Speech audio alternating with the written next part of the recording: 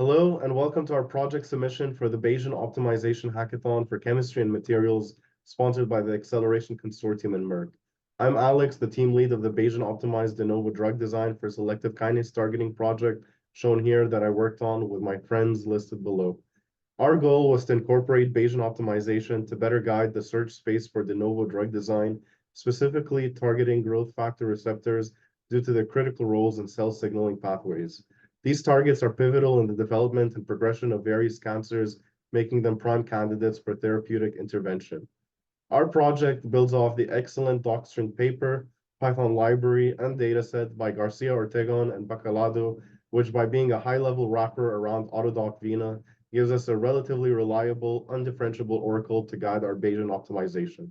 Following their work, we train a Gaussian process with the Tanimoto kernel on Morgan fingerprint representations and use a graph genetic algorithm to generate smiles as close as possible to the guiding output of the Bayesian optimization.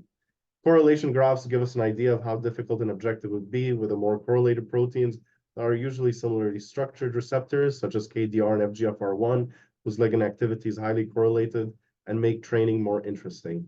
We compared selective and promiscuous binding, optimizing for binding to FGFR1 while penalizing against overbinding to the other GFRs relative to their median for the former, while maximizing the maximum binding affinity for the latter. While simple absolute differences between the median was enough, but between comparing two highly correlated proteins, such as KDR and FGFR1, we found that when optimizing against multiple proteins we didn't want our ligands to bind to, that a sigmoidal penalty allowed us to properly incorporate the error, or so we think. We also included the measure of drug likeness, the QED, as a penalty to guide drug design generation, which by eye doesn't have that much of an effect.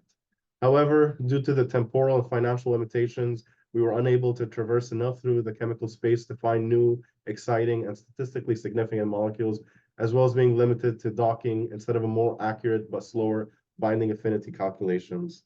Future work incorporating these known knowns and known unknowns, also through a Bayesian process, along with further optimization of selective binding, and maybe comparing representations, would be interesting to resolve this project. Thank you for listening.